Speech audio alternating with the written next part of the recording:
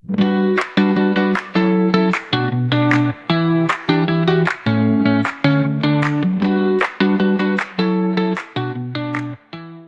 bukan sekedar cairan berwarna merah. Darah merupakan jaringan hidup yang tersusun dari elemen seluler dan cairan pembawa. Setiap komponennya memiliki bentuk, ukuran, dan tugas yang tidak bisa dipertukarkan. Darah adalah media transportasi utama tubuh yang mengalir melalui arteri, vena, dan kapiler untuk mengantarkan oksigen, nutrisi, serta zat penting lainnya, sekaligus membawa sisa metabolisme. Ketiga pembuluh darah tersebut bekerja bersama membentuk sistem peredaran tertutup yang menjaga fungsi tubuh tetap berjalan. Darah memiliki beberapa komponen yang terdiri atas plasma darah, eritrosit, leukosit, dan trombosit yang masing-masing memiliki fungsi penting dalam transportasi, pertahanan, dan homeostasis cairan tubuh.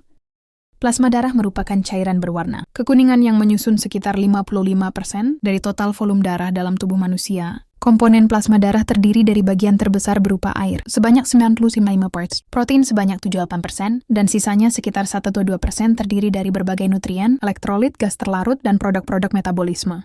Plasma darah memiliki peran esensial sebagai medium transportasi untuk berbagai sel darah, keping darah, trombosit, serta berbagai zat terlarut yang diperlukan tubuh. Eritrosit adalah sel darah paling banyak yang berfungsi mengangkut oksigen dan membawa kembali karbon dioksida. Bentuknya yang bikonkav dan strukturnya yang fleksibel membantu proses pertukaran gas dan memungkinkan sel melewati kapiler sempit. Kekurangan eritrosit dapat menurunkan kapasitas angkut oksigen dan menyebabkan anemia yang ditandai kelemahan serta kelelahan. Leukosit adalah sel darah putih yang berperan dalam sistem pertahanan tubuh dengan mengenali dan menghancurkan patogen. Terdiri dari berbagai jenis dengan fungsi berbeda, leukosit bekerja melalui respon imun non-spesifik dan spesifik. Jumlahnya biasanya meningkat saat terjadi infeksi atau peradangan sebagai bagian dari mekanisme perlindungan tubuh. Trombosit adalah fragmen sel dari megakariosit yang berperan penting dalam hemostasis. Saat terjadi kerusakan pembuluh darah, trombosit segera menempel pada area luka dan membentuk sumbatan untuk menghentikan perdarahan. Trombosit melepaskan zat kimia yang mengaktifkan faktor pembekuan, sehingga terbentuk fibrin yang memperkuat bekuan. Jika jumlah atau fungsinya terganggu, dapat terjadi perdarahan berlebihan atau pembentukan bekuan darah yang tidak normal. Sirkulasi darah dimulai ketika jantung rilaks, sehingga darah dari atrium mengalir ke ventrikel, kemudian saat ventrikel berkontraksi darah dipompa keluar. Pada sirkulasi sistemik, ventrikel kiri mengirim darah kaya oksigen ke aorta dan kapiler, jaringan untuk menyalurkan oksigen serta mengambil limbah sebelum darah miskin. Oksigen kembali ke atrium dan ventrikel kanan. Selanjutnya, dalam sirkulasi paru, ventrikel kanan memompa darah rendah oksigen ke kapiler, alveolus tempat pertukaran gas. Berlangsung, lalu darah beroksigen kembali ke atrium dan ventrikel kiri untuk mengulangi siklus. Darah berfungsi mengangkut nutrien, oksigen, dan membawa limbah seperti karbon dioksida dan urea ke organ ekskresi. Darah juga mengirim hormon dan enzim, menjaga pH serta keseimbangan air dan elektrolit. Selain membantu mengatur suhu tubuh melalui aliran dan perubahan diameter pembuluh darah, darah berperan dalam pertahanan tubuh melalui leukosit dan antibodi, serta mencegah perdarahan berlebih melalui trombosit dan faktor pembekuan. Secara fisiologis, darah berperan dalam pengaturan pH tubuh melalui sistem buffer yang melibatkan bikarbonat, hemoglobin, dan protein plasma. Mekanisme ini menjaga pH darah tetap stabil pada kisaran 7,745. Perubahan kecil pada pH darah dapat mengganggu kerja enzim, memperlambat metabolisme, dan menyebabkan gangguan fungsi organ. Oleh karena itu, darah memiliki peran penting dalam mempertahankan keseimbangan asam basa agar kondisi internal tubuh tetap optimal. Fungsi utama darah dalam transportasi adalah mengangkut oksigen dari paru-paru menuju seluruh sel tubuh. Hemoglobin yang terdapat pada eritrosit memiliki kemampuan berikatan dengan oksigen dan melepaskannya di jaringan yang membutuhkan. Kadar hemoglobin yang rendah akan menyebabkan penurunan pasokan oksigen sehingga sel-sel tubuh tidak mampu menghasilkan energi secara optimal yang berdampak pada penurunan stamina dan fungsi organ. Darah memainkan peran krusial dalam sistem pertahanan tubuh melalui aktivitas leukosit yang mampu mengenali dan menghancurkan agen infeksi seperti bakteri, virus, dan jamur. Neutrofil dan monosit melakukan fagositosis, sedangkan limfosit memproduksi antibodi dan membentuk memori imun. Aktivitas leukosit merupakan garis pertahanan utama tubuh dalam menghadapi patogen yang masuk melalui luka atau sistem pernapasan.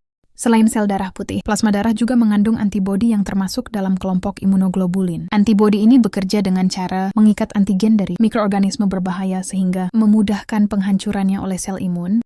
Keberadaan antibodi membantu tubuh membangun kekebalan jangka panjang terhadap penyakit tertentu setelah terpapar atau divaksinasi. Proses pembekuan darah oleh trombosit juga merupakan bagian dari mekanisme pertahanan tubuh. Bekuan darah yang terbentuk tidak hanya mencegah kehilangan darah, tetapi juga berfungsi sebagai penghalang fisik yang mencegah patogen masuk ke dalam jaringan. Darah berperan penting dalam menjaga keseimbangan cairan tubuh melalui tekanan osmotik yang dikontrol oleh protein plasma, khususnya albumin. Albumin mempertahankan cairan tetap berada dalam pembuluh darah dan mencegah perpindahan berlebihan ke jaringan. Apabila kadar albumin menurun, maka cairan akan keluar dari pembuluh darah dan menyebabkan edema atau pembengkakan jaringan. Selain protein, keseimbangan cairan juga ditentukan oleh kadar elektrolit seperti natrium, kalium, klorida, dan bikarbonat dalam plasma darah. Elektrolit ini berperan dalam mengatur tekanan osmotik dan keseimbangan asam basa. Gangguan elektrolit dapat memicu kondisi serius seperti dehidrasi, gangguan irama jantung, hingga kegagalan organ apabila tidak segera ditangani. Ginjal bekerja sama dengan darah dalam menjaga homeostasis cairan tubuh melalui proses filtrasi, reabsorpsi, dan ekskresi. Darah mengantarkan cairan dan zat sisa ke ginjal untuk disaring, lalu zat yang masih dibutuhkan akan dikembalikan ke aliran darah. Gangguan aliran darah menuju ginjal dapat menyebabkan ketidakseimbangan cairan yang berujung pada hipertensi dan gangguan fungsi sistem tubuh lainnya. Darah juga berfungsi sebagai media distribusi panas ke seluruh tubuh, sehingga membantu menjaga suhu tubuh tetap stabil meskipun terjadi perubahan suhu lingkungan. Aliran darah akan meningkat ke permukaan kulit saat suhu tubuh tinggi untuk melepaskan panas dan sebaliknya akan berkurang saat suhu dingin. Jadi, struktur fisiologi dan komposisi darah serta cairan tubuh berperan penting dalam menjaga fungsi dan keseimbangan tubuh. Darah tersusun atas plasma dan unsur seluler yang berfungsi dalam transportasi, pertahanan, dan pembekuan. Secara fisiologis, darah mengatur pengangkutan oksigen dan nutrisi, keseimbangan asam basa, suhu tubuh, imun, dan hemostasis. Komposisi darah yang meliputi air, elektrolit, protein plasma, hormon, dan zat terlarut lain, memastikan keseimbangan osmotik serta mendukung proses metabolisme secara optimal.